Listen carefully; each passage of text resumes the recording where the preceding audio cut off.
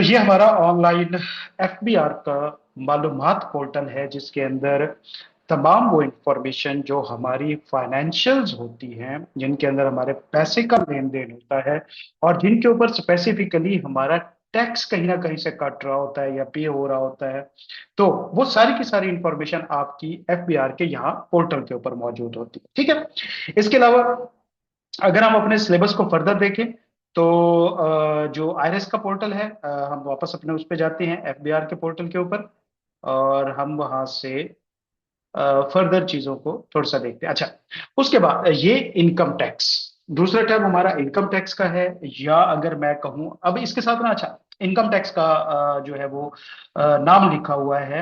ये ऐसा था कि आज से कुछ टाइम पहले तक जो हमारी टैक्स की दो मेन सेगमेंट्स हैं, एक हमारा सेल टैक्स है और एक हमारा इनकम टैक्स है, ये दोनों क्या कहते हैं, डिफरेंट पोर्टल्स के ऊपर इनकी कंप्लाइंसेस हुआ करती थी। इनकम टैक्स के लिए आईआरएस यूज होता था और सेल टैक्स के लिए ई फाइल यूज होता था। अगर मैं आपको दिखाऊं तो यहाँ पे जब आप नेशनल सेल टैक्स रिटर्न पे क्लिक करेंगे तो यहाँ पे आपको बता रहा है कि अगर आप 2021 से पहले की रिटर्न सबमिट करना चाहते हैं, दिसंबर 2021 से, तो आपको ई एफबीआर पोर्टल पे जाना पड़ेगा। मैं उसका आपको भी इंटरफेस दिखा देता हूँ। वो ये इंटरफेस होता था और यहाँ पे जाके हमारी जो है वो रिटर्न सबमिट हुआ करती थी। Cell return, sale tax return हमारी, सेल्स टैक्स, यहाँ पे सारी चीजें हमारी होती थी। ये पुराना पोर्टल, सॉरी, इनकम टैक्स भी पहले यहीं पे होता था, सेल टैक्स भी। फिर ये हुआ कि आईआरएस आ गया और आईआरएस ने क्या किया कि जो हमारा इनकम टैक्स है वो उसके ऊपर शिफ्ट हो गया और अब राइट नाउ जो है वो हमारा सेल्स टैक्स भी और इनकम टैक्स भी, दोनों की कंप्लायंसेस हमारी आईआरएस के ऊपर होती हैं। अगर मैं आपको ये पोर्टल दिखाऊं, ये हमारा आईआरएस का पोर्टल है, यहाँ पे आपको ये नजर आ रहा होगा, file your sale tax return और सेल टैक्स इनवॉइस मैनेजमेंट वगैरह वगैरह। तो लिहाजा ये हमारा वो मेजर पोर्टल है जहां पे हमने अपनी सारी वर्किंग करनी है। मतलब जो रिटर्न फाइलिंग होती है आपकी, इनकम टैक्स की, सेल टैक्स की, आपकी विद होल्डिंग स्टेटमेंट्स जाती हैं, आपने जो ई पेमेंट्स वगैरह करनी होती हैं, आपकी जो फाइनेंशियल इंफॉर्मेशन है, कॉन्फिडेंशियल इंफॉर्मेशन है, वो सारी इस पोर्टल के अंदर होती है। तो हमारा मेजर सिलेबस का जो सेगमेंट होगा वो इनकम टैक्स पोर्टल के ऊपर होगा। इसी से ही हम स्टार्ट करेंगे कि हमने यहाँ पे रजिस्टर कैसे करना है, लॉग इन कैसे करना है, अकाउंट कैसे बनाना होता है और हम इसके अंदर क्या क्या काम कैसे कैसे कर सकते हैं। अगर मैं आईरिस को ओपन करूं तो ये उसका इंटरफेस है। ठीक है। इसको अगर हम देखें तो ऊपर तकरीबन वही चीजें हैं, कैपिटल एस रनर 7 ही। ये क्या चीज है, ये जब हम पढ़ेंगे मैं आपको रिटर्न के अंदर बढ़ाऊंगा, वेरिफिकेशन, ई पेमेंट, टैक्स आसान ऐप, मुख्तलिफ तरह की चीजें। ये वो हमारा लॉग इन पोर्शन है जहां पे हमने लॉग इन करना होता है। लॉग इन करने का तरीकाकार क्या होता है कि आपका यूजर नेम होता है, आपका पासवर्ड होता है, आप उसको करते हैं और आप उसको लॉग इन कर लेते होते हैं यहां से। अगर आपके पास, अगर मैं अपने सिलेबस के अंदर जाऊं तो हमारी updating content, contact information, NTN conversion, ये सारा कुछ लॉग इन होने के बाद का प्रोसेस होता है। अगर हम बात करें कि जनाब आपने रजिस्ट्रेशन कैसे करनी है अपनी इनकम टैक्स के अंदर, आपने अपना एनटीएन कैसे बनाना होता है, तो उसका तरीकाकार होता है, ये जो रजिस्ट्रेशन वगैरह हमने करनी होती है हम इसको आईआरएस पोर्टल के ऊपर ही करते हैं।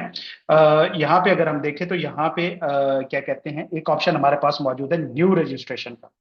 अच्छा, जब भी आपने एनटीएन बनाना या अपनी रजिस्ट्रेशन करनी है, अब हम एक बार शुरू से कर रहे हैं कि जब हम टैक्स के बारे में पढ़ रहे होंगे तो एक्चुअली हम तीन पर्सन की टैक्स ट्रीटमेंट के बारे में पढ़ रहे होंगे।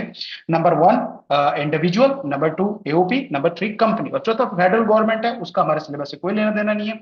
नॉर्मली वो हमारी प्रैक्टिस के अंदर भी नहीं आता, वो एक एडवांस लेवल की और बड़े लेवल की चीज होती है, वो गवर्नमेंट के अंदर हो रही होती है सारी चीजें। अच्छा, तो उनकी जब आपने एनटीएन के ऊपर रजिस्टर करना होता है, एनटीएन रजिस्टर करना होता है, या एफबीआर के ऊपर, आईआरएस के ऊपर आपने उनको रजिस्टर करना होता है, तो उनके तरीकाकार डिफरेंट है। अगर मैं आपको बताऊं कि यहाँ पे ये जो न्यू रजिस्ट्रेशन है ये सिर्फ ऑप्शन अवेलेबल है इंडिविजुअल पर्सन के लिए। कंपनी और एओपी यहां से आप रजिस्टर नहीं कर सकते। उसके दो तरीकाकार होते हैं। एक तरीका तो ये होता है कि जिस टाइम आप कंपनी या अपनी एलएलपी पार्टनरशिप बना रहे होते हैं उसी वक्त ही ऑटो जनरेट कर लेते हैं एनटीएन। अगर आपने उस वक्त ऑटो जनरेट नहीं किया या आपकी कंपनी, क्योंकि ये जो ऑटो जनरेशन वाला सिस्टम है ये रिसेंट है, ये ज्यादा पुराना नहीं है, ये अराउंड 3-4 साल पहले इंट्रोड्यूस हुआ है। अगर आपकी कंपनी से पुरानी है और आपने एनटीएन रजिस्टर करना है उसका, तो उसके लिए आपको फिजिकल जाना पड़ना है। ये भी मैं आपको इंशाल्लाह बताऊंगा, एक ओवरव्यू दे दूंगा कि किस तरह से उसकी एप्लीकेशन, टीआर फॉर्म 01 होता है उसका।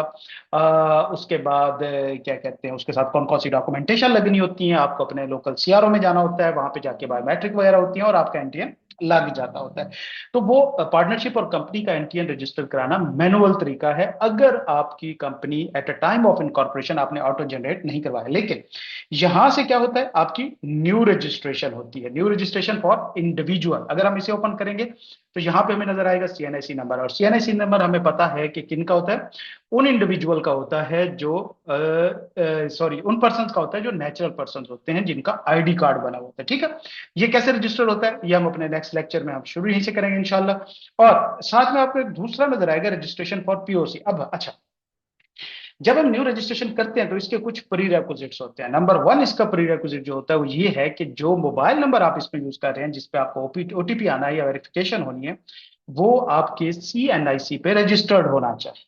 ठीक है, तो अब यहां पे एक मसला आता है कि वो पाकिस्तानी शहरी सिटीजन जिनके पास पाकिस्तान का आईडी तो है लेकिन बाहर के मुल्क में रहते हैं, वो नॉन रेजिडेंट है, तो उनके पास पाकिस्तान की सिम नहीं होगी, ये सिम होगी भी सही तो वहां पे वो नहीं चल रही होगी, और बाहर के मुल्क में उनके अपने पाकिस्तानी सीएनएसआई के ऊपर तो सिम नहीं बन सकती, तो लिहाजा वो यहां से रजिस्टर नहीं कर सकते। उनके लिए फिर यहां पे ऑप्शन मौजूद है कि इस पोर्टल के जरिए आपने उनको रजिस्टर करना होता है। सॉरी, दोबारा ओपन करता हूं। तो यहाँ पे आपने उनको रजिस्टर करना होता है, और यहाँ पे आपको नजर आएगा कंफर्म इंटरनेशनल सेल नंबर। तो यहाँ पे इंटरनेशनल सेल नंबर प्रोवाइड किया जाता है, हम यहाँ पे लोकल नंबर प्रोवाइड नहीं करते। तो ये मैंने आपको दो बताया है कि दो तरह के इंडिविजुअल होते हैं। इसी तरह जब आप यहाँ पे रजिस्टर करते हैं तो आपका जो सीएनएसआई होता है वो आपका यूजर नेम होता है, और साथ में आपका ये पासवर्ड होता है। अच्छा, अब जब आप इसको लॉग इन करते हैं तो सामने आपका एफबीआर पोर्टल ओपन हो जाता है। इसके लिए वो आपसे पहले कैप्चा मांगता है, क्योंकि security day by day improve कर रहे हैं। ये कुछ टाइम पहले ही आया है, पहले यहाँ पे कैप्चा नहीं होता था। मुख्तलिफ तरह के मैयर्स एफबीआर लेता रहता है। अच्छा, ये आपके सामने इस तरह से पोर्टल खुल जाता है, जिसके ऊपर आपने सारा अपना काम करना होता है। लेकिन अगर आपके पास पासवर्ड नहीं है, आप पासवर्ड भूल गए हैं, तो फिर उसके लिए या तो हमें पासवर्ड रिकवर करना होता है या हमें अकाउंट रिकवरी करनी होती है। अब जब हमें पासवर्ड रिकवर करना होता है, हमारे पास दो ऑप्शन है, forget password, account recovery. Forget password हम तब यूज करते हैं जब आपके पास वो वाला ईमेल और फोन नंबर मौजूद हो जिसके ऊपर ओरिजिनली आपने अपना एनटीएन बनाया था। हो सकता है आपकी ईमेल आपसे गुम हो जाए, हो सकता है कि आपका फोन नंबर जो है वो आपसे गुम हो जाए, बंद हो गया, कोई भी इशू हो सकता है। तो फिर उसके लिए हम दूसरे ऑप्शन पे जाते हैं जिसको हम अकाउंट रिकवरी कहा जाता है। यहाँ पे हम कोई भी अपना नया फोन नंबर देते हैं जो हमारे सीएनआईसी पे हो, प्रीरेक्विजिट फिर वही है कि वो आपके सीएनआईसी पे हो, और फिर इसी तरह क्या कहते हैं, जो आपका मोबाइल नंबर है वो भी। तो फिर चीज यहाँ पे यही आ जाती है कि ये सिर्फ उन इंडिविजुअल के लिए अकाउंट की रिकवरी का ऑप्शन है जो पाकिस्तानी रेजिडेंट होते हैं और जिनके पास पाकिस्तान की सिम भी होती है और पाकिस्तान के अंदर रिहायशी भी होते हैं और आईडी कार्ड भी होता है। बाहर वालों के लिए तरीका कार नहीं है, उनकी अकाउंट रिकवरी मैनुअल तरीके से होती है, वो फिर अपना एक डिफरेंट प्रोसेस है। ठीक है, तो ये हमारा जो एक्चुअली लॉगिन वाला हमारा इंटरफेस है, उसके बारे में हमने आइडिया ले लिया इसका। अच्छा, उससे नीचे जब जरा हम आते हैं तो हमारी जो ऑनलाइन, अच्छा हम अपनी पीआर की वेबसाइट पे जाते हैं। उसके बाद कस्टम एक्ट वीबुक, ये क्या है, ये बेसिकली जो हमारी इंपोर्ट एक्सपोर्ट या उस तरह की चीजें होती हैं, जो हमारा पाकिस्तान सिंगल विंडो हम कह रहे थे बात, ये हमारे इंपोर्ट एक्सपोर्ट लाइसेंस की चीजें हैं। इसके ऊपर हमने वो वाली करनी होती हैं। यहाँ पे हमने अपने आप को रजिस्टर करना होता है, ऑनलाइन अप्लाई करते हैं यहाँ से। उसके फिर कुछ तरीकाकार होते हैं, यहाँ पे देखें, for bonded warehouse licence customer pages है, ATA current CDC declaration form. इसके अलावा जो हमारा आजकल जो यूज होता है वो पीएसडब्ल्यू, पाकिस्तान सिंगल विंडो जो हमारा है प्लेटफॉर्म, उसको भी हम साथ साथ देखेंगे। ठीक हो गया, ये हमारे पोर्टल होते हैं। खासतौर पे जो आप इंपोर्ट एक्सपोर्ट की बात करते हैं कि आपने इंपोर्ट एक्सपोर्ट का लाइसेंस लेना है, तो उसके अंदर यहाँ पे हमने वर्किंग करनी होती है। अच्छा, आगे चलते हैं। उसके बाद ये हमारा इन्फो इन्फो पैनल, मतलब मैंने आपको बताया कि हर जिस तरह पर्सन होता है उसकी कुछ इंफॉर्मेशन सेंसिटिव होती हैं।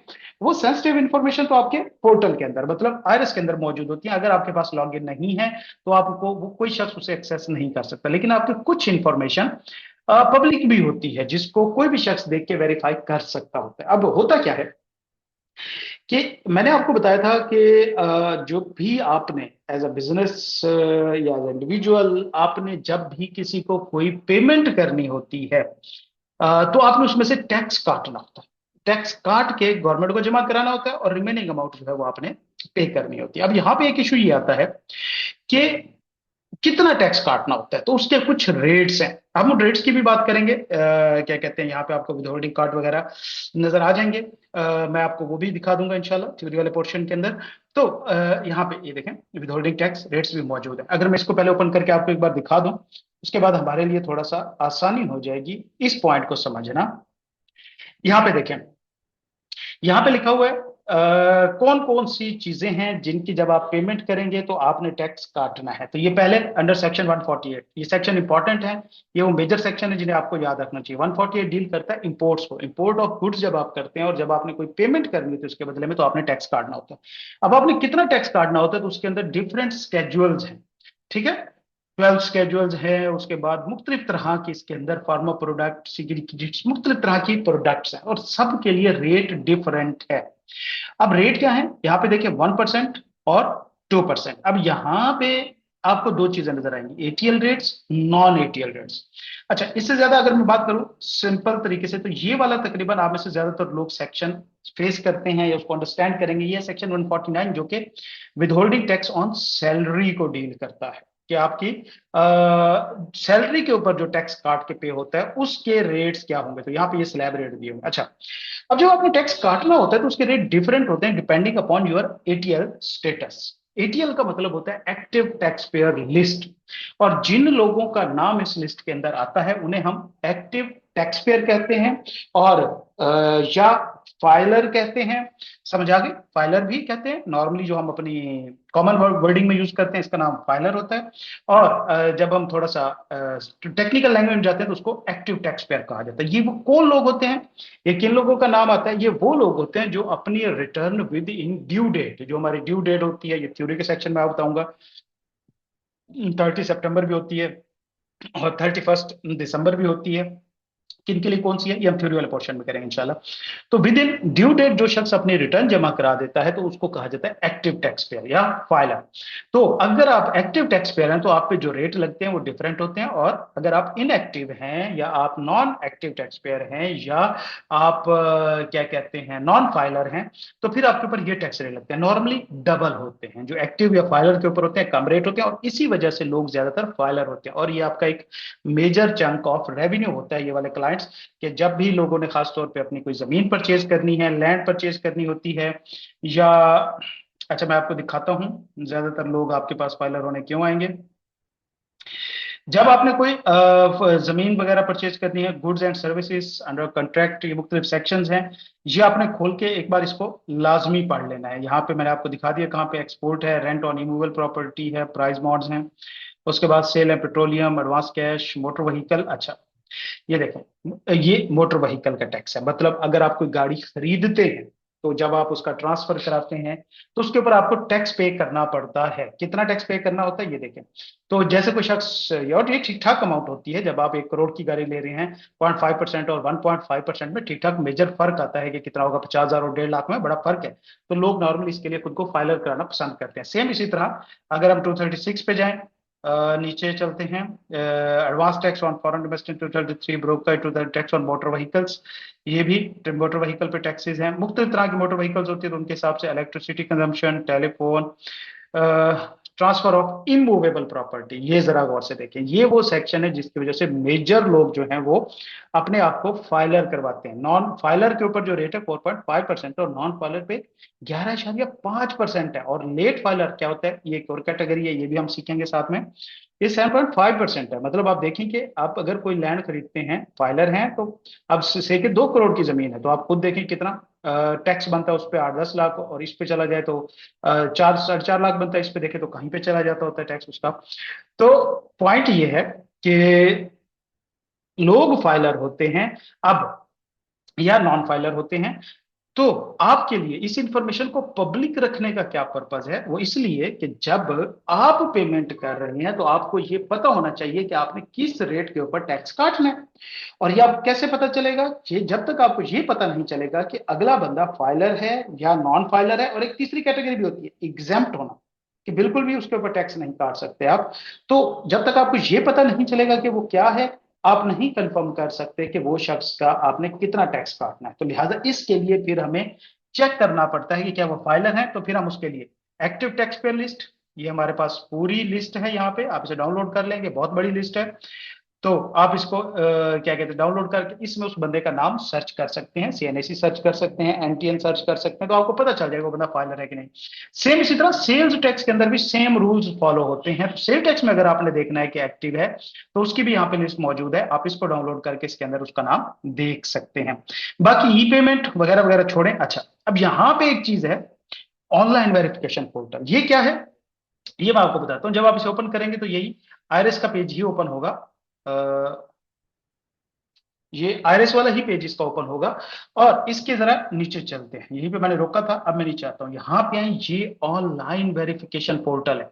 मतलब आप नहीं चाहते कि आप पूरी वो लिस्ट डाउनलोड करें, और वो क्योंकि बहुत बड़ी लिस्ट है, लाखों के हिसाब से उसके अंदर लोग हैं, तो सर्च करना भी बड़ा मुश्किल होता है, हैवी फाइल होती है, बाज़ बात कंप्यूटर में तो ओपन ही नहीं हो पाती, वो बड़ा टाइम लेती है।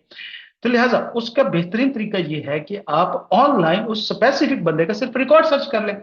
तो यहाँ पे देखिए क्या क्या सर्च कर सकते हैं। देखिए, एक्टिव टैक्स पे लिस्ट, इनकम टैक्स। अब मैं सर्च करता हूँ, से के मैं अपना देखता हूँ, तो यहाँ पे अपना सीएनआईसी डालूंगा, और 3623744749 और यहाँ पे आज की डेट तक मैं देखता हूँ कि मैं एक्टिव हूँ कि नहीं हूँ। उसके बाद 639361।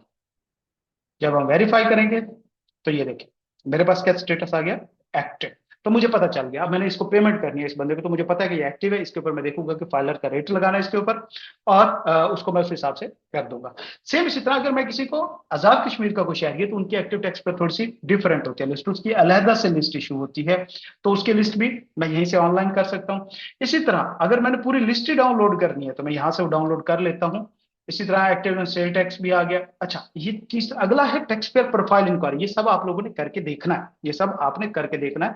जितना आपका हैंड्स ऑन एक्सपीरियंस होगा, जितने आपके हाथ इन चीजों के ऊपर यूज होंगे, आपकी स्पीड उतनी बढ़ेगी और आपकी एफिशिएंसी बढ़ेगी। और परेशान नहीं होना, आपने तजर्बे करने, आपने सीखना है। ऐसा नहीं होना कि कोई चीज गलत हो जाएगी तो गवर्नमेंट आपके गले में आ जाएगी। हाँ, यहाँ पे आप कर सकते हैं, ये लॉग इन होने के बाद कोई रिस्क नहीं ले सकते। इस लॉगिन के अंदर बगैर सीखे किसी चीज को आपने ट्राई नहीं करना। मैं बार बार कह रहा हूं, किस चीज को ट्राई नहीं करना। ये लीगल पोर्टल है, आप सबको मैंने रजिस्टर भी करवाना है, यहाँ पे आपने खुद रजिस्टर होना है, और आपने अपने ही पोर्टल के ऊपर प्रैक्टिस करनी है।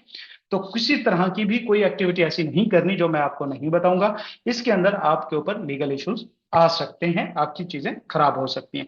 इससे बार बार जो भी आप करते रहेंगे कोई फर्क नहीं पड़ता। अच्छा, प्रोफाइल इंक्वायरी से क्या मतलब है कि मैंने उस शख्स की डिटेल लेनी है, कि मतलब ये बंदा करता क्या है, इसका एड्रेस क्या है, कहाँ का रिहायशी है, इसका आरटीओ कौन सा है, वगैरह वगैरह। मैंने पूरी उसकी प्रोफाइल की वेरिफिकेशन करनी है, तो मैं यहाँ से प्रोफाइल वेरिफिकेशन उसकी करूंगा। से कि मैं अपना नाम डालता हूँ, अपना आईडी कार्ड, ये आ गया।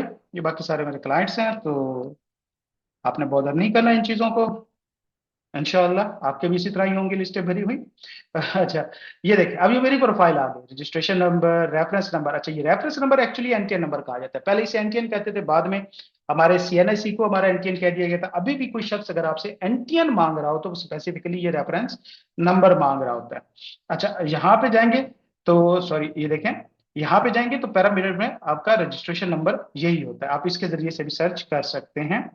उसके बाद registered for sale tax, no, name क्या है, मेरी रिहाइश, रेजिडेंशियल स्टेटस मेरा, नेशनैलिटी, उसके बाद मेरा सीएनआईसी नंबर, उसके बाद मेरा ईमेल, उसके बाद मेरा फोन नंबर, उसके बाद मेरा एड्रेस, और रजिस्टर्ड ऑन, और मेरा आरटीओ कौन सा है, मैं कहाँ पे किस आरटीओ के अंदर, मतलब मैं लाहौर में था तो वहां के आरटीओ के अंदर आऊंगा, और इनकम टैक्स में मेरा स्टेटस एक्टिव है। तो पूरी प्रोफाइल इंक्वायरी जब हमने करनी होती है वो इसके अंदर होती है, ठीक है। इसके अलावा अगली जो online inquiry, blacklisted taxpayer. अब हम ये भी थ्योरी पोर्शन के अंदर देखेंगे कि ब्लैक लिस्टेड कौन होते हैं, क्यों होते हैं, और कब होते हैं। और अगर आपने वेरीफाई करना है कि अगला शख्स जो है वो ब्लैक लिस्टेड तो नहीं है, तो वो आप यहाँ पे आके वेरीफाई कर सकते हैं, वही पैरामीटर देंगे। से के हम उसी पैरामीटर के ऊपर चेक करते हैं। 203 1 2। ठीक है, हम इसको करते हैं, सॉरी, ओके। भाई क्यों नहीं आया मेरा, कहीं मैं ब्लैक लिस्टेड तो नहीं हो गया। उसके बाद 938646। ओके, मेरा इस लिस्ट के अंदर नाम नहीं है। अच्छा जी, आगे चलते हैं, एग्जेम्पशन सर्टिफिकेट। अच्छा, मैंने ये चीज आपको एक अभी बताई थी कि जो इंडिविजुअल हैं, दो कैटेगरीज के अंदर मैंने बताया था कि वो एक्टिव या नॉन एक्टिव हो सकते हैं। तो तीसरी कैटेगरी होती है एग्जेम्प्ट। एग्जेम्पशन मतलब कुछ बॉडीज ऐसी हैं, जैसे ऑटोनोमस बॉडीज हैं, जैसे हमारा आई कैप है, जैसे एनजीओज होती हैं डिफरेंट, उनको जब हम पेमेंट करते हैं तो हम टैक्स नहीं काटते, क्योंकि जो उनकी इनकम होती है आगे एग्जाम फ्रॉम टैक्स होती है। ये आपको कंसेप्ट समझ आएगा जब हम विद होल्डिंग का पूरा एक टॉपिक करेंगे। ऐसा क्यों होता है? तो फिर वो कहते हैं कि आप जब हमें पेमेंट कर रहे हैं तो आप हमारा टैक्स ना काटें। हम कहते हैं कि नहीं, हमें तो एफपीआर ने कहा हुआ है कि आप जब भी कोई चीज कहीं से भी लेंगे और उसके बदले में आप पेमेंट करेंगे तो आपने उसके ऊपर टैक्स काट के मुझे जमा कराना होगा, ठीक है। तो वो कहते हैं अच्छा ठीक है, हम एफबीआर से एग्जाम्पशन ले लेते हैं। तो वो फिर क्या करते हैं, एफबीआर से एक एग्जाम्पशन सर्टिफिकेट ले लेते हैं। फिर ये होता है कि जब हमने पेमेंट करनी होती है उनकी, तो हम उसके ऊपर टैक्स नहीं काटते, और यही चीज हम एफबीआर को बता देते हैं कि इस शख्स को हम पेमेंट कर रहे हैं लेकिन इसके पास एग्जाम्पशन सर्टिफिकेट था। तो अगर कोई शख्स आपको एग्जाम्पशन सर्टिफिकेट देता है तो आपने उसको बिल्कुल मान नहीं लेना कि ये एग्जैक्ट है, बल्कि आपने पहले उसे वेरीफाई करना है कि क्या ये एग्जाम्पशन सर्टिफिकेट एक्चुअली है कि नहीं है। तो उसके ऊपर बारकोड लगा होता है, उसका रेफरेंस नंबर देना है और यहां से आप वेरीफाई कर सकते हैं। हमारा ICAP, institute of chartered accountant Pakistan, वो भी एग्जाम्प्ट है। अगर आप उसकी थोड़ी सी सर्चिंग करेंगे तो आपको उनका एग्जाम्पशन सर्टिफिकेट मिल जाएगा। मैं कोशिश करता हूँ कहीं पड़ा है तो मैं आपको उसको दिखा भी दूंगा कि एग्जाम्पशन सर्टिफिकेट होता क्या है। ठीक हो गया। इसी तरह नोटिस ऑर्डर वेरिफिकेशन, अगर आपको कोई एफपीआर की तरफ से नोटिस आया है तो आपको कैसे पता चलेगा वो ओरिजिनल है? तो आप यहां से वेरीफाई कर सकते हैं कि वो ओरिजिनल है कि नहीं है। अगली चीज कंप्यूटराइज्ड रिसीट पेमेंट, सीपीआर जो होता है, इसकी अगर बात करें, देखें, जब भी हमने एफबीआर को पेमेंट करनी होती है तो पेमेंट करने के लिए हमें एक चालान बनाना होता है जिसे हम कहते हैं पीएसआईडी। ये नीचे लिखा हुआ भी है, हम इसको बनाना सीखेंगे भी सही, पीएसआईडी। लेकिन अगर कोई शख्स आपको ये कहता है कि जनाब जी ये चालान है, मैंने पेमेंट कर दी है, तो वो इस चीज की एविडेंस नहीं होती कि आपके उसके ऊपर टैक्स पे भी हो चुका है। देखें, एक चीज होती है चालान होना, चालान कभी भी ये चीज एविडेंस नहीं होती जब तक कि वो पे ना हो, जबकि आपके पास पेमेंट की स्लिप ना हो, कंफर्मेशन ना हो। तो लिहाजा जब आप उस चालान के अगेंस्ट में पेमेंट करते हैं तो एफबीआर बदले में आपको एक वेरिफिकेशन भेजता है कि जी बिल्कुल आपका टैक्स जो है वो हमारे पास जमा हो गया हुआ है। उसको हम कहते हैं कंप्यूटराइज्ड पेमेंट रिसीट, सीपीआर। तो एक्चुअली ये वो एविडेंस होती है जो इस चीज को कंफर्म करती है कि आपके सीएनआईसी पे जो आपका टैक्स काटा गया था वो आपका जमा भी हो गया और एफबीआर तक पहुंच भी गया। इसको हम सीपीआर कहते हैं। तो जब भी आपने एफबीआर की पेमेंट वेरीफाई करनी हो तो आप चालान नहीं मांगेंगे, आप क्या मांगेंगे? सीपीआर मांगेंगे। सेम इसी तरह नीचे पीओएस इनवॉइस वेरिफिकेशन है। ये क्या होता है? जब हम कहीं पे कोई शॉपिंग करने जाते हैं तो वो बाउंड होते हैं हमें सेल्स टैक्स इनवॉइस इशू करने के लिए। अब वो हमें इनवॉइस जब इशू करता है तो उसके अंदर टैक्स की अमाउंट इंक्लूडेड होती है, लेकिन वो इनवॉइस फेक भी तो हो सकती है। इस चीज की क्या गारंटी है कि वो इसके अगेंस्ट में पेमेंट भी करेगा? तो अगर तो वो इनवॉइस ओरिजिनल होती है तो फिर उसका रिकॉर्ड उसी वक्त एफबीआर के पास चला जाता है और फिर वो पर्सन बाउंड हो जाता है टैक्स पे करने के लिए। लेकिन आप ये कैसे चेक करेंगे कि वो इनवॉइस ओरिजिनल है? तो आपने उस इनवॉइस का जो रेफरेंस नंबर है वो यहाँ पे डालना होता है। एक मिनट, आपने उसका इनवॉइस नंबर डालना होता है और ये कैप्चर डालेंगे तो उसी वक्त आपको बता देगा कि जनाब ये इनवॉइस ओरिजिनल है, इसका रिकॉर्ड एफबीआर के पास चला गया और इसके अगेंस्ट में जो टैक्स की पेमेंट होगी वो भी हम रिसीव करेंगे। ठीक है। प्रॉपर्टी सर्टिफिकेट हम ड्यूरिंग लेक्चर कवर करेंगे, वगैरह वगैरह। ये हमारा ऑनलाइन वेरिफिकेशन का पोर्टल था, हम इसे दोबारा में भी इतना डिस्कस नहीं करेंगे। इसके ऊपर आपने खुद आप इंक्वायरी करनी है, अपने जितने रिश्तेदार हैं उन सबके आप एंटियन सर्च करें, आप उनकी चीजों को वेरीफाई करें, कंफर्म करें और थोड़ा उनके ऊपर अपना रोब जमाएं कि जनाब हमें टैक्स आता है, हम टैक्स कंसल्टेंट है अल्हम्दुलिल्लाह। अच्छा जी, डीएनएफपी टी रजिस्ट्रेशन क्या होती है? ये बेसिकली कुछ बिजनेसेस जो सेंसिटिव नेचर के होते हैं, जो हाई वैल्यू बिजनेसेस होते हैं, जैसे गोल्ड का है, जैसे ज्वेलरी का है, जैसे ऑयल्स का है, मिनरल्स का है, प्रीशियस स्टोन्स का है। तो ये वो बिजनेसेस होते हैं जो हाई वैल्यू होते हैं, इनके अंदर मनी लॉन्ड्रिंग, इनके अंदर हुंडी हवाला वो वाले काम होने का बड़ा खतरा होता है, चोरी होने का, स्मगलिंग होने का। तो इसके लिए एक सेपरेट रेगुलेटरी बॉडी या सेटअप मौजूद है जिसको डीएनएफबीपी कहा जाता है। इनको उनके अंदर भी रजिस्टर होना होता है। इसका मैं आपको ओवरव्यू दे दूंगा, कुछ दिखा भी दूंगा कि क्या चीजें हैं इसके अंदर, लेकिन डिटेल जो है वो हमारे सिलेबस के अंदर इसके इंक्लूड नहीं होगी। ठीक हो गया, चलते हैं वापस अपने सिलेबस के ऊपर। बिजनेस प्रोफाइल मैनेजमेंट, प्रोफाइल का मैं आपको ओवरव्यू दे देता हूँ। इसके अंदर हमने करना क्या होता है वो हम बाद में देखेंगे। हमारी प्रोफाइल, ये देखें जब आप आयरस पोर्टल के अंदर आते हैं तो यहाँ पे आपकी प्रोफाइल मौजूद है, ठीक है। प्रोफाइल, मैनेज योर प्रोफाइल, इस पे जाते हैं तो आप यहाँ पे अपनी इंफॉर्मेशन, सॉरी लिंक एक्सपायर हो गया, 2 and 6 to 1। अच्छा जी, यहाँ पे आपको मैनेज योर प्रोफाइल पे जाएंगे तो यहाँ पे आपकी सारी बेसिक प्रोफाइल मौजूद है। आप यहाँ से अपडेट कर सकते हैं, अमेंड कर सकते हैं, जो चीजें एडिटेबल हैं वो कर सकते हैं, जो है नहीं है वो नहीं कर सकते। जैसे ये वाली इन्फॉर्मेशन आप एडिट नहीं कर सकते, वजह ये आपके आईडी कार्ड से आई हुई इन्फॉर्मेशन है। अगर नाम गलत आ रहा है तो ये आपने एफबीआर से मैनुअली चेंज कराना होता है। इसी तरह आपने अपने इनकम के सोर्स यहाँ पे बताने होते हैं। अगर आप सैलरीड हैं तो ये, अच्छा ये यहाँ पे देखते जाएं, ये देखें मुख्तलिफ तरह के, ये आप देखते जाएं। ये ऐसे होगा कि जब हम आगे सिलेबस कर रहे होंगे तो उसके अंदर ये चीजें आएंगी, फिर मैं दोबारा दोबारा यहाँ पे नहीं आऊंगा। जैसे देखें यहाँ पे handling multiple stream in tax profile, तो ये उस चीज का मैं आपको बता रहा हूँ कि मल्टीपल इनकम जो है वो आपने एफबीआर को कैसे रिपोर्ट करनी है, कि आपकी कौन कौन सी इनकम है। आपके बिजनेसेस हैं, अगर कोई आप बिजनेस कर रहे हैं तो वो आपने यहाँ पे कैसे ऐड करना होता है। एड्रेस हैं, आप कहाँ कहाँ पे आपका बिजनेस हो रहा है तो वो हम यहाँ पे करते होते हैं। इस साथ में दिखाऊंगा आपको। यूटिलिटी कनेक्शन आपने यहाँ पे देना होता है अपना, बैंक अकाउंट्स आपने यहाँ पे ऐड करने होते हैं, लीगल रिप्रेजेंटेटिव, ऑथराइज्ड रिप्रेजेंटेटिव, और ये एम्प्लॉयर की इंफॉर्मेशन भी हमने यहाँ पे डालनी होती है कि जो आपका एम्प्लॉयर होगा। देखिए मैंने यहाँ पे किया तो वो कहता है कि पहले अपने आप को सैलरी इनकम बनाए, ठीक है। तो जब तक आप सैलरी नहीं है तो फिर आपका कोई एम्प्लॉयर नहीं है और आपकी टैक्स आप अपने एम्प्लॉयर को ऐड नहीं कर सकते। मतलब ये अभी हम करेंगे, मैं आपको जस्ट एक आइडिया दे रहा हूँ। वापस चलते हैं अपने सिलेबस के ऊपर, और यहाँ पे अगर हम जाने मॉड्यूल 2 के अंदर business profile management, addition, modification and clear, जो मैंने यहाँ पे आपको बताया था। ये क्योंकि मेरा क्लाइंट जो है ये बिजनेस नहीं है, ये इंडिविजुअल है, वरना इसका बिजनेस होता। हम कोई बिजनेस की प्रोफाइल खोलेंगे तो यहाँ पे बिजनेस आ रहा होगा, और देखेंगे हम उसके अंदर कैसे उसको एडिट कर सकते हैं, अपडेट कर सकते हैं, क्लोज कर सकते हैं। बिजनेस एक्टिविटी एंड सब एक्टिविटी रजिस्ट्रेशन, मतलब जब आपने ये बताना होता है कि हम कौन सा बिजनेस कर रहे हैं। देखें, you can update profile, you have pending registration task है। बार मैं आपको बताता हूँ।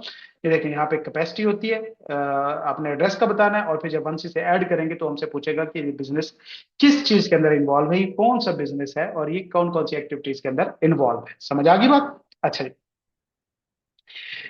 उसके बाद हम बात करें हैंडलिंग मल्टीपल इनकम स्ट्रीम, हो गया। मॉड्यूल 3 में हम चलें तो ये हमारा ज्यादातर थ्योरेटिकल पोर्शन है, इसके ऊपर हम कम टाइम लगाएंगे। मैं आपको बस थोड़ा सा इसके ऊपर अंडरस्टैंड कराऊंगा, थ्योरी आपने खुद करनी होगी, और पूरा हफ्ता होता है आपके पास, तो थोड़ी सी तकलीफ आपको काटनी पड़ेगी। देखिए दो चीजें, या तो ये है कि मैं फॉर्मेलिटी पूरी करूं, थ्योरी पढ़ाऊं, कंसेप्ट क्लियर करूं, प्रैक्टिकली सिर्फ चीजें आपको दिखाता जाऊं, और एट द एंड क्लास खत्म, आप भी खुश मैं भी खुश। लेकिन प्रैक्टिकली उन चीजों का फायदा नहीं होगा, आपके अंदर वो कॉन्फिडेंस डेवलप नहीं होगा जो एक प्रैक्टिसिंग पर्सन के पास होना चाहिए। दूसरा तरीकाकार क्या है कि हम दोनों एफर्ट करें, मैं ज्यादा अपना फोकस प्रैक्टिकल के ऊपर रखूं, आपको चीजें करके दिखाऊं, और आप जो है वो साथ साथ कंसेप्ट और थ्योरी को स्ट्रॉन्ग करते जाएं, ताकि हम इस लिमिटेड टाइम के अंदर ज्यादा से ज्यादा फायदा ले सकें। अगर मैं इस थ्योरी के ऊपर जस्ट लग गया तो फिर हम ये सब थ्योरी करेंगे जो कि बाकी सब कर रहे हैं। हमारा पर्पस इस कोर्स का कुछ डिफरेंट है।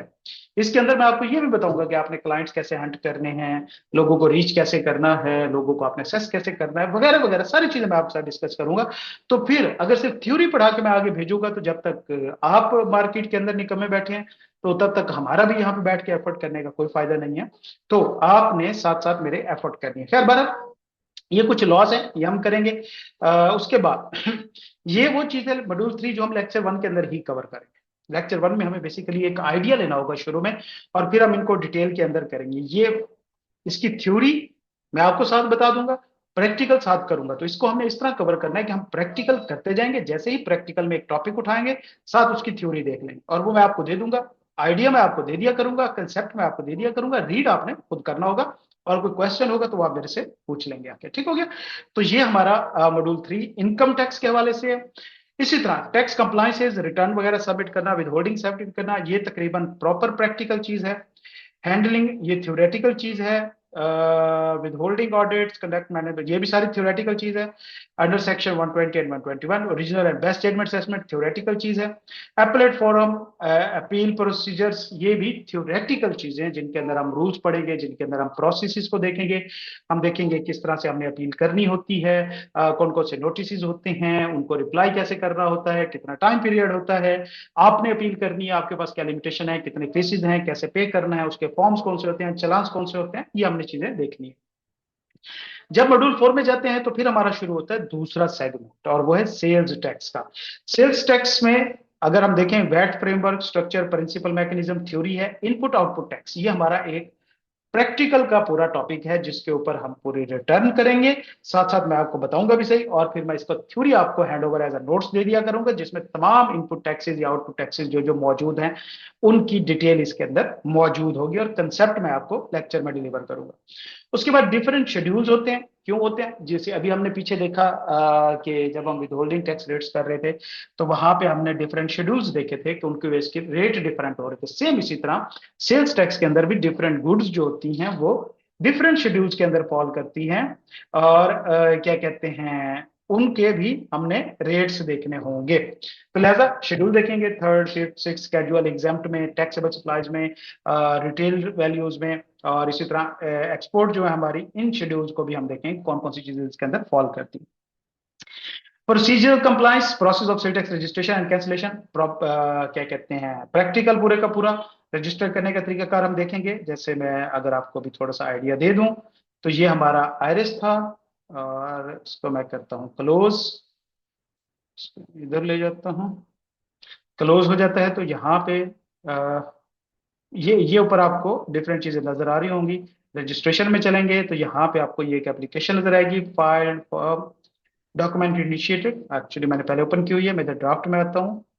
तो ये रजिस्ट्रेशन की डॉक्यूमेंट है, और मैं ये आपको खोल के दिखा देता हूँ इसके अंदर क्या कुछ मौजूद है। तो ये हमारी रजिस्ट्रेशन होती है sales tax, for form of registration filed voluntary through simplified sales tax return. और यहाँ पे हमने कौन कौन सी इंफॉर्मेशन अटैच करनी होती है, कौन कौन सी डॉक्यूमेंट्स हमारी लगती हैं, ये सारी चीजें मैं आपको डिटेल के अंदर बताऊंगा इंशाल्लाह। और फिर यहाँ पे आपने इस एप्लीकेशन को सबमिट कर देना होता है सेल्स टैक्स के अंदर। ठीक हो गया? अच्छा, ये हम यहाँ पे देखेंगे। उसके बाद हम चलते हैं online filing of monthly sale tax return with digital portal. Digital portal इसी को ही कहा जाता है जो हमारा आयरिस पोर्टल है।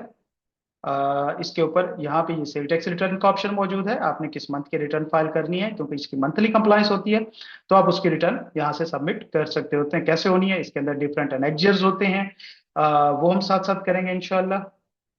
अच्छा जी, ये सारा कुछ दिखाने का पर्पस क्या है, सारा कुछ आपको सामने रखने का, ये लेक्चर हमारा रेफरेंस पॉइंट होगा। मतलब जैसे जैसे हम चीजें आगे करते जा रहे होंगे तो हमें पता होना चाहिए कि हमने कौन कौन सी चीजें कवर करनी है, और आपको भी पता हो कि हमने कौन कौन सी शुरू में चीजें कमिट की थी, और फिर उनको कवर करते हैं। कहीं पर कोई चीज मिस होती है या स्किप होती है तो हम एक ओवरव्यू ले लेते हैं कि ये चीजें हमारी रह गई हैं, ताकि हम अपना कोर्स टाइम पे और पूरा कंप्लीट कर सकें। Input tax handling, input output tax, credit note, debit notes, ये हम सेल टैक्स रिटर्न के अंदर देखेंगे।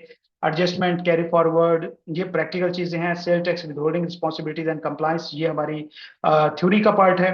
एसटीआरएन मैनेजमेंट थ्योरी का पार्ट है सारा। उसके बाद मॉड्यूल 5 से हमारा स्टार्ट होता है कॉर्पोरेट सेक्शन।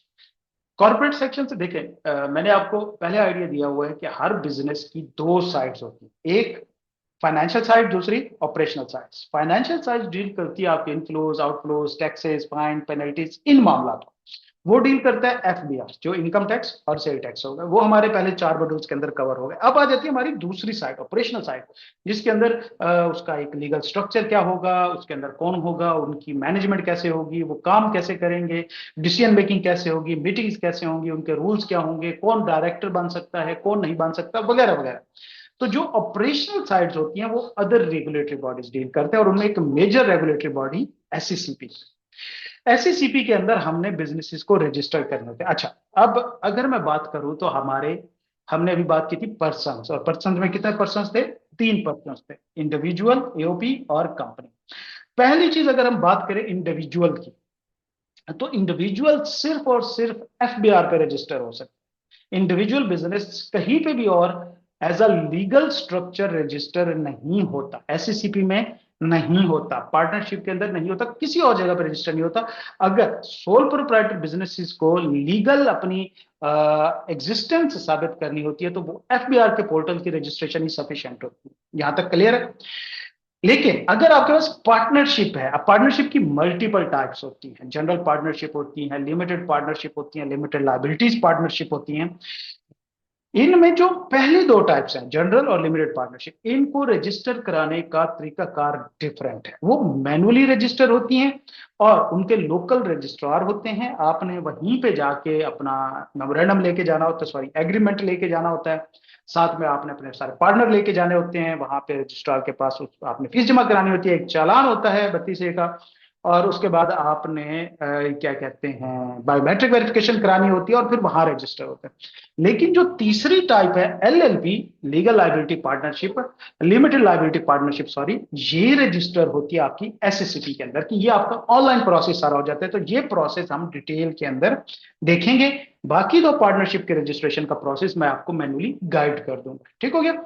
उसके बाद तीसरा चीज कंपनी। कंपनी होती ही एसएससीपी के अंदर रजिस्टर्ड है, चाहे any type of company, multiple type होती है, पब्लिक है, प्राइवेट है, एसएमसी है, अदर प्राइवेट कंपनीज हैं, एनजीओ होती हैं, सेक्शन 42 की कंपनीज होती हैं, वो भी रजिस्टर होना। तो वो हमारी एससीसीपी के पोर्टल पर रजिस्टर होती है। मैं आपको थोड़ा सा आइडिया भी दे देता हूं। अगर हम चलते हैं तो ये हमारा एससीसीपी का पोर्टल है, securities and exchange commission of Pakistan. इसमें यहाँ पे ये इजी फाइल का पोर्टल है, इसको आप ओपन करेंगे।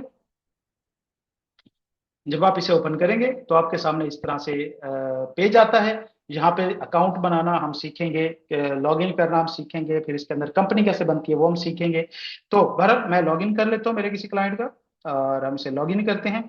तो ये इस तरह से आपके सामने इंटरफेस होता है जब आप अपना लॉगिन बनाते हैं। और जब आपने अपनी यहाँ पे ये देखिए ऑप्शन, स्टार्टअप, एलएलपी और कंपनी, एसएससीपी में दो ही सेटअप रजिस्टर होते हैं, इंडिविजुअल नहीं होते और दूसरी पार्टनरशिप भी नहीं होती। तो अगर मैं यहां पे करता हूं तो वो पूछता है एलएलपी या कंपनी इनकॉर्पोरेशन है, या फॉरेन कंपनी, या कंपनी इनकॉर्पोरेशन विद लाइसेंस। अब ये कौन सी कंपनीज होती हैं? ये एनजीओ सेक्शन 42 की कंपनी। इसी तरह हमारी जो टेलीकम्युनिकेशन की कंपनीज होती हैं। अगर मैं इसे करता हूं कनेक्ट, तो देखें जब मैं प्रोसीड करूंगा तो वो कहता है no approved combined name reservation found, please complete a combined name reservation first. पहले वो कहता है कि आपने अपना नाम रिजर्वेशन करना है। लेकिन अगर मैं सिंपल एलएलपी या कंपनी रजिस्टर कराता हूं तो वो देखें वो क्या कह रहा है, कोई रिजर्व नेम नहीं है। तो मैंने क्या करना है, यहां से जाना है। अब वो मेरे से पूछता है क्या, reservation of name for incorporation of a new company, क्या मैंने सिर्फ नाम एक पहले रिजर्व कराना है? देखिए ये दो प्रोसेस होते हैं, पहला हम नाम रिजर्व कराते हैं, फिर उस नाम के अगेंस्ट में कंपनी बनाते होते हैं। ठीक है। और दूसरा तरीका कार ये होता है कि अगर हम क्या कहते हैं, सॉरी, अगर हम चाहते हैं जो हमारा नाम है उस पर हम कॉन्फिडेंट हैं कि ये नाम हमें मिल जाएगा, मतलब ये इलीगल नहीं है, इसका किसी और जगह पे कोई लेना देना नहीं है, प्रॉपर इसकी सारी चीजें हमारे पास मौजूद हैं, कोई सिमिलर नेम मौजूद नहीं है, कोई इस तरह की पहले कंपनी एग्जिस्ट नहीं करती, तो फिर हम क्या करते हैं, टाइम बचाने के लिए combined name and reservation form जो है वो फिल करते हैं, ताकि हमारा टाइम बचे, नाम भी साथ मिल जाए और कंपनी इनकॉर्पोरेटेड। जब मैं यहाँ पे जाता हूँ तो मैं प्रोसीड करता हूँ यहाँ से, तो देखें अब वो पूछ रहा है। अब ये भी आप यहीं से देख लें कि कौन कौन सी कंपनी एससीसीपी के पास रजिस्टर हो सकती है। लिमिटेड लाइबिलिटी पार्टनरशिप मैं आपको बताऊंगा, सिंगल मेंबर कंपनी ये भी मैं आपको सिखाऊंगा, प्राइवेट कंपनी ये भी मैं आपको सिखाऊंगा, पब्लिक कंपनी मैं आपको आइडिया दूंगा लेकिन ये बड़ा लंबा काम। इसी तरह अगर सेक्शन 42 की कंपनी बनाई जाए तो ये भी बहुत लंबा काम होता है। सेक्शन 42 की कंपनी जो एनजीओ होती है हमारे यहाँ ना, वो बनती होती है। Trade organization, company under section 45 of companies act, और फॉरेन कंपनी, ये वो कंपनीज होती हैं जो स्पेशलाइज्ड पर्पजेस के लिए बनाई जाती हैं। तो ये हम नहीं करेंगे, आइडिया जस्ट मैं आपको दूंगा। प्राइमरी हमारा फोकस जो होगा वो private company, single member company और लिमिटेड लायबिलिटी पार्टनरशिप के ऊपर होगा। बाकी कंपनीज एडवांस लेवल की इनकॉर्पोरेशन होती है, इसके सिर्फ इनकॉर्पोरेशन में बहुत ज्यादा टाइम लगता है, बहुत सारा फॉर्मेलिटीज होती हैं। तो ये किसी और टॉपिक में या किसी और कोर्स के अंदर इस चीज को हम इंशाल्लाह डिस्कस करेंगे। ठीक है। अच्छा, यहां पे आपने वो कंपनी स्टार्ट करनी होती है। अगर अगर आप सिंपल नेम रिजर्व करते हैं तो से के पहले आप नेम रिजर्व करेंगे, और फिर जब आपका नेम रिजर्व होगा तो आप यहां से कंपनी रजिस्टर करेंगे। ठीक है। अगर जब मैं ये कहूंगा प्रोसीड करता हूं तो यहाँ पे वो नाम आ जाएगा, लेकिन वो बता रहे हैं कि कोई नाम रिजर्व नहीं है, तो इस वजह से मैं यहां से नहीं कर सकता। खैर बात, ये हमारा एक टॉपिक होगा जो हमारी कॉर्पोरेट की चीजें, उसका एक मेजर टॉपिक होगा ये वाला। उसके बाद देखें तो हमारी जो यूजर अकाउंट रजिस्ट्रेशन मैंने आपको बताया अभी, name reservation, companies, certified true copies, incorporation single member, incorporation private limited company. अच्छा, ये सर्टिफाइड ट्रू कॉपी मैं अगले एक पॉइंट के साथ आपको मिला के बताता हूँ।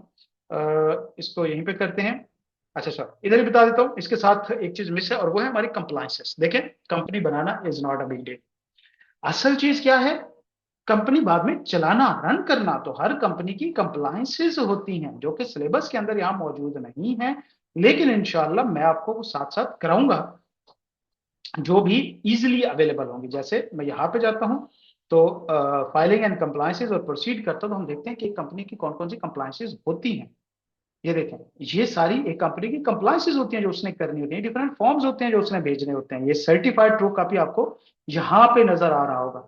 इस तरह name change, data rectification, object change करना है, एड्रेस चेंज करना है आपने, एनुअल रिटर्न्स जाती होती हैं, अगर आपने डायरेक्टर ऑफिसर चेंज करने हैं, अथराइज्ड ऑफिसर, अथराइज्ड इंटरमीडिएटी, कंपनी की टाइप चेंज करनी है, तो ये बहुत सारी कंप्लायंसेस होती हैं। इसमें से कुछ जो मेजर है और कंपनी के रूटीन के होते हैं वो मैं आपको दिखा दूंगा साथ साथ। या अगर हमारे पास टाइम नहीं हुआ, क्योंकि ये जो सिलेबस है ये डिजाइन किया गया है टाइम लिमिट को सामने रखते हुए, तो मैं कोशिश करूंगा कि इनके टॉपिक्स को मैं अलग से जब भी मैं किसी क्लाइंट का परफॉर्म करूंगा तो इसको रिकॉर्ड करके वो इंशाल्लाह आपको अवेलेबल कर दूंगा, ताकि आपको ये भी समझ आ जाएगी कि ये चीजें किस तरह से आपने करनी होती है। ठीक है, उसके बाद अगर जाते हैं आगे, तो अगली चीज आती है इंटेलेक्चुअल प्रॉपर्टी। इंटेलेक्चुअल प्रॉपर्टी से मुराद वो प्रॉपर्टी होती है जो जिनकी कोई फिजिकल एग्जिस्टेंस नहीं होती, जैसे आपका ब्रांड है, जैसे आपका ट्रेडमार्क है, आपके लोगोज हैं, आपके राइट्स हैं, आपके पेटेंट्स हैं।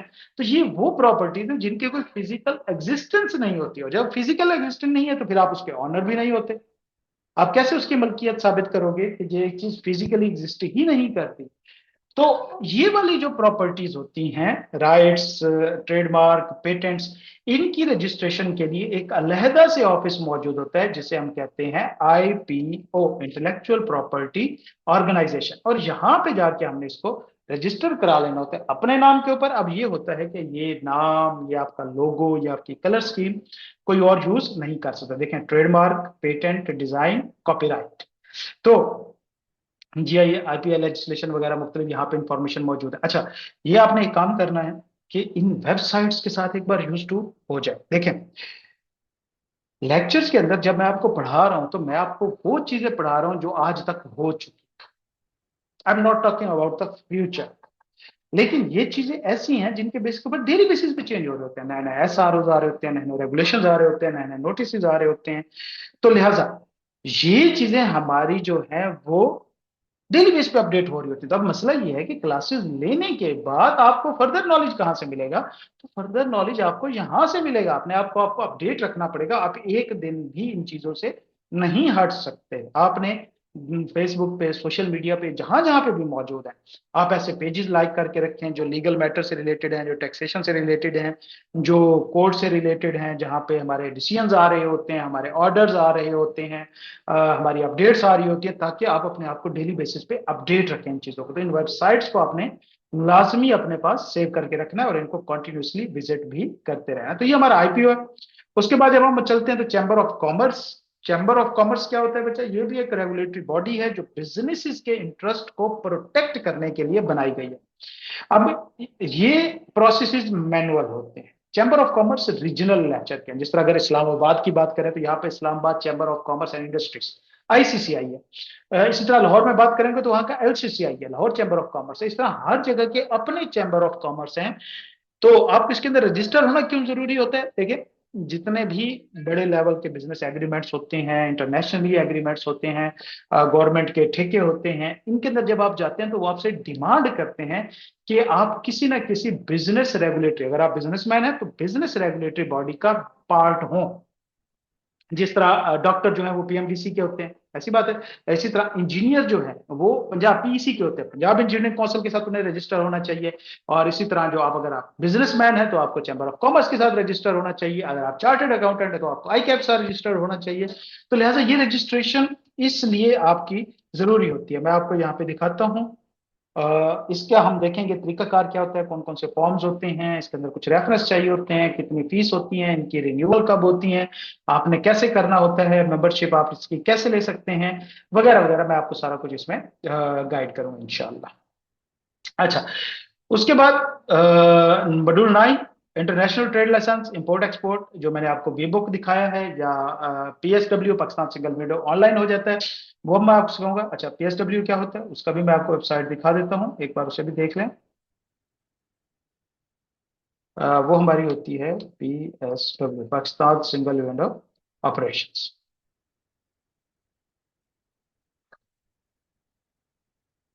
अच्छा जी, ये जब तक ओपन, ये हो गई ओपन, तो यहाँ पे ये सारी चीजें आपको नजर आ रही हैं। That payment of dinner fee for goods decoration related of to air cargo shipment must be made. एक चीज मैं आपको और दिखाऊं, शायद आपने नोट की हो।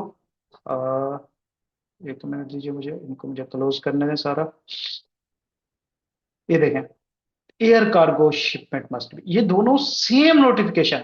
बेसिकली वीपो पुराना पोर्टल था, अब उसका नया पोर्टल जो है वो PSW है। तो हम PSW देखेंगे कि यहाँ पे आपने किस तरह अपने आपको रजिस्टर करना है, लॉगिन लेना है, किस तरह से आप इसके अंदर अपनी इंपोर्ट एक्सपोर्ट की चीजों को मैनेज कर सकते होते हैं। ठीक है, उसके बाद हमारा जो लास्ट मॉड्यूल है वो फ्रीलांसर के हवाले से है। इसमें मैं आपको ये बताऊंगा कि जो फ्रीलांसर्स हैं, आपकी फाइवर अपवर्क की इनकम आ रही है, साथ साथ हम उनका ओवरव्यू भी करेंगे, आपने किस तरह से रिपोर्ट करना है, और फिर इसमें सबसे इंपॉर्टेंट चीज आपकी टैक्स ट्रीटमेंट है, आपको कौन कौन से टैक्स क्रेडिट अवेलेबल है, टैक्स एग्जम्पशन अवेलेबल है, स्टार्टअप्स को कौन कौन सी चीजें अवेलेबल हैं, इसी तरह वो लोग जो एक्सपोर्ट कर रहे हैं सर्विसेज के IT प्रोफेशनल हैं, उनकी registration Pakistan software export board के अंदर किस तरह से होनी है।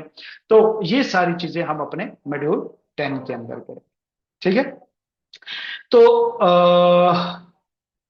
ये हमारा एक ओवरऑल प्रैक्टिकल कोर्स है। इस पूरे लेक्चर को देने के बाद होपफुली आपको एक चीज श्योर हो चुकी होगी कि हमने जो काम भी करने हैं प्रैक्टिकल करने हैं, हमने थ्योरी को कम से कम फोकस रखना है, हम दोनों को एफर्ट करनी पड़नी है, आपको भी और मुझे भी, तभी हम इसमें से कुछ ना कुछ रिजल्ट निकाल पाएंगे। मार्केट में डिमांड ठीक ठाक है, IT टैक्स प्रोफेशनल्स की बड़ी शदीद कमी है, आप खुद देखें। मैं आपको एक, हम सिंपल देखते हैं, एक चीज करते हैं, number of tax filer in 2026 in Pakistan. देखें कितनी टैक्स रिटर्न जमा हुई है, 5.9 मिलियन, मतलब 60 लाख बंदों ने रिटर्न सबमिट किए। पाकिस्तान की आबादी कितनी है, 25 करोड़। आप ख्याल में 25 करोड़ लोगों में 60 लाख बंदे पैसा कमा रहे हैं, बाकी जो 24 करोड़ 40 लाख अवाम है, क्या वो क्या कहते हैं अमेरिका के कर्जे पे चल रही है, नहीं, सब कमा रहे हैं। ये रिटर्न्स क्यों कितनी कम सबमिट हुई है, उसकी दो रीजन है, नंबर वन लोगों में अवेयरनेस नहीं है, और नंबर 3 टैक्स प्रोफेशनल भी मौजूद है। तो लिहाजा इसका ठीक ठाक एक्सपोजर है मार्केट के अंदर। मतलब आप मेरा भी देख रहे हैं, मेरे क्लाइंट्स की लिस्ट देख रहे हैं। तो ये चीजें सारी आपने मेहनत करनी है इंशाल्लाह। बाकी हमारा साथ तो एक लॉन्ग टर्म रहेगा। जब भी आपको लाइफ में प्रॉब्लम होती है आप मेरे से पूछेंगे, हम इंशाल्लाह उसको मिलकर सॉल्व करेंगे। बिजनेस है, हमेशा हमारा साथ रहना है, तो आपने कोशिश करनी है इसमें से ज्यादा लर्न करने की कोशिश करनी है। लेकिन एक चीज का ख्याल रखना है कि हमारे पास जो टाइम है वो 36 आवर्स का है, हम इसको ज्यादा ज्यादा करें तो 40 आवर्स करेंगे, और सिलेबस आपने खुद देख लिया है कि कितना हमारा लेंथ है। तो कोशिश करनी है नंबर वन, क्लास के अंदर आपका क्वेश्चन सिर्फ उसी टॉपिक से रिलेटेड हो तो आपने पूछना है, अगर कोई एडवांस लेवल का है तो आपने क्लास में नहीं पूछना, कोशिश करें बाद में पूछें। और इफ आई फील इजी तो मैं आपको कंफर्म कर दूंगा, नहीं तो क्लास में बाकी सारे कंफ्यूज हो जाएंगे। ठीक हो गया, ये चीज आपने जहन में रखनी है। ठीक है, आज के लिए ना, इंशाल्लाह अगली क्लास में मिलते हैं। अल्लाह ताला आप सबको अपनी जुबान में रखे। अल्लाह हाफिज।